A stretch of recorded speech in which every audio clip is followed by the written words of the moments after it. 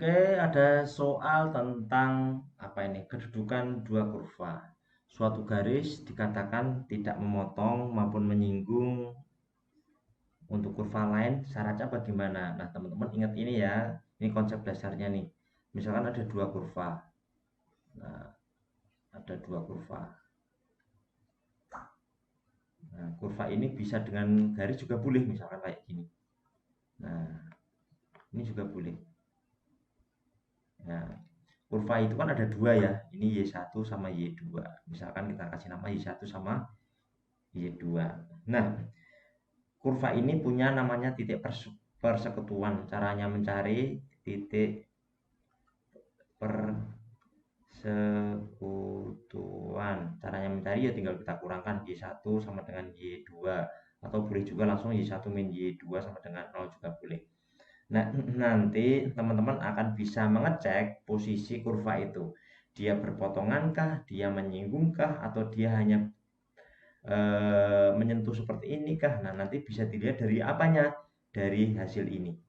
Dari hasil ini nanti teman-teman akan mendapatkan namanya persamaan kuadrat.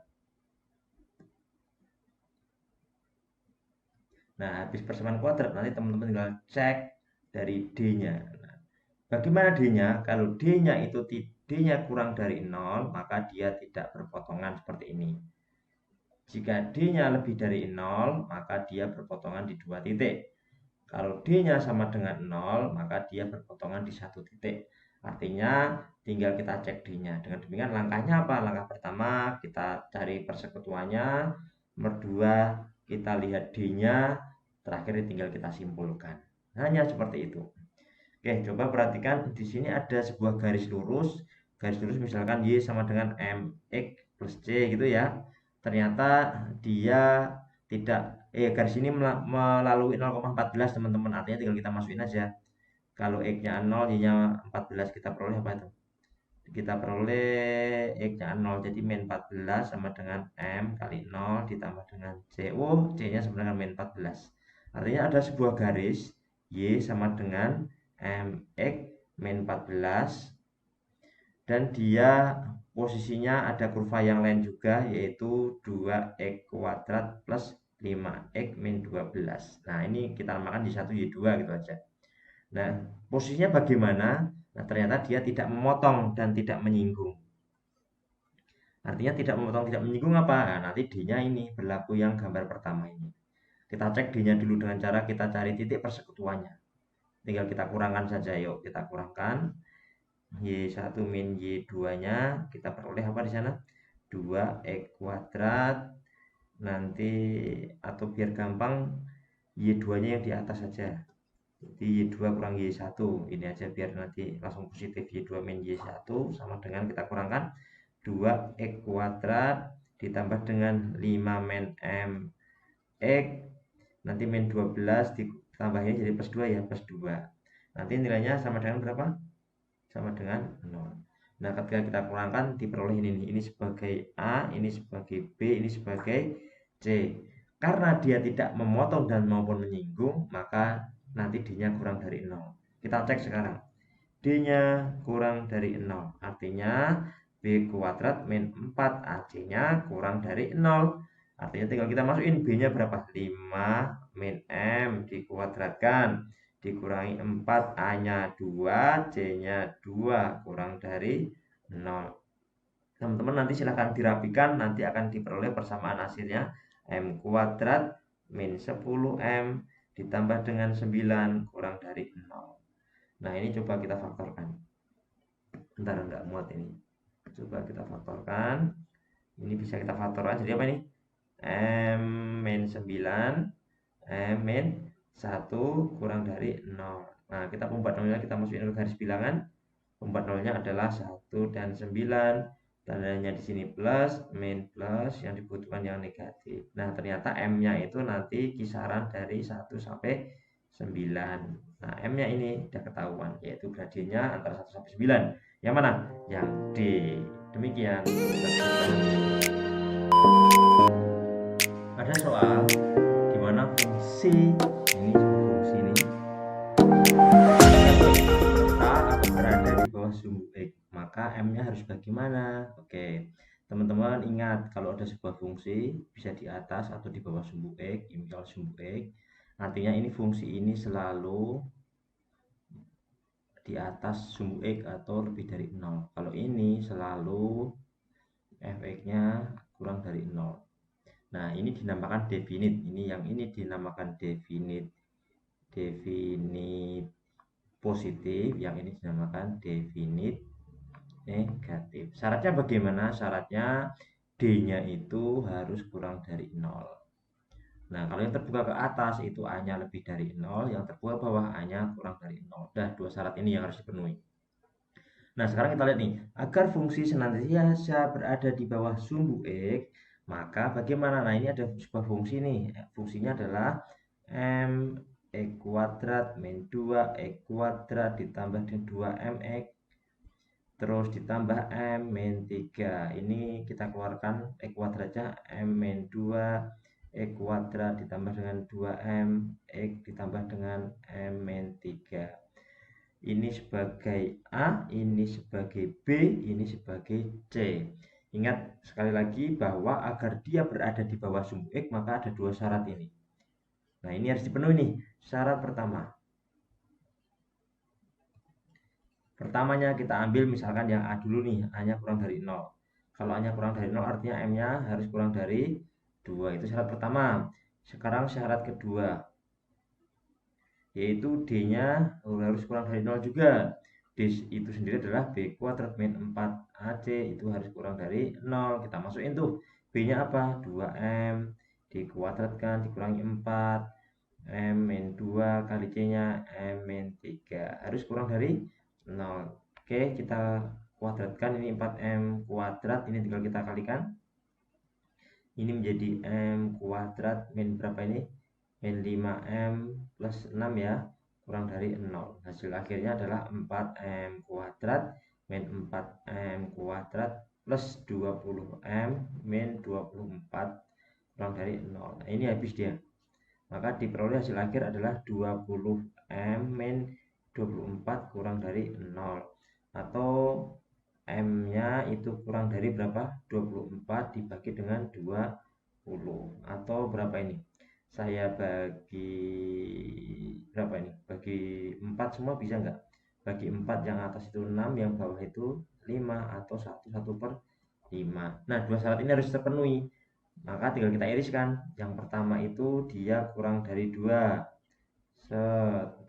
Terus dia juga M-nya harus kurang dari 1/5. 1/1/5. Set. Nah, ini harus memenuhi keduanya. Nah, ini syaratnya. Jadi nanti syaratnya adalah M-nya kurang dari 1/1/5. Sudah selesai, yaitu yang C. Demikian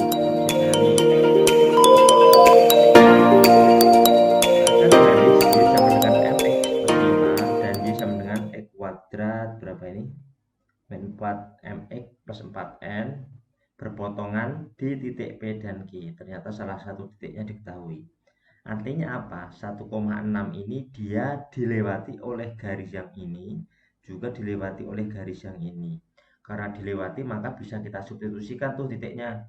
Oke, pertama misalkan Y sama dengan MX plus 5, artinya dia melalui berapa? 1,6 nih.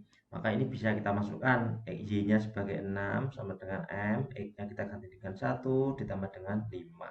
Dari sini kita peroleh M-nya berapa? 1. Lumayan, dapat satu informasi nih.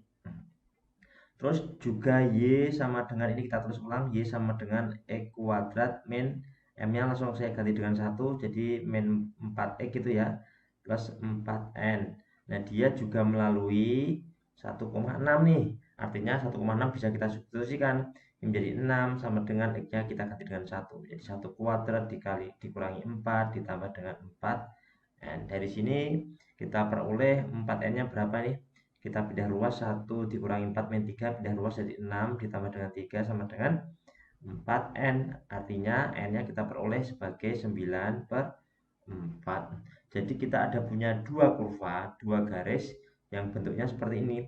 Y1 sama dengan MX.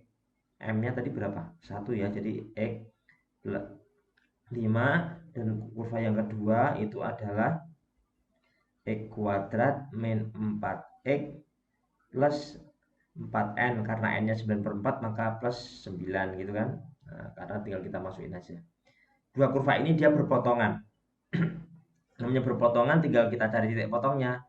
Titik potong. Caranya bagaimana? Ya tinggal Y1 harus sama dengan Y2 atau Y1 min Y2 sama dengan 0 juga boleh. Sama aja, atau dibalik, Y2 min Y1 sama dengan 0 juga boleh. Gampang. Oke, sekarang tinggal kita kurangkan saja. Yuk, Y2 kurangi Y1 sama dengan 0. Artinya nanti X kuadrat min 4X plus 9, nanti saya kurangi dengan X plus 5 harus sama dengan 0.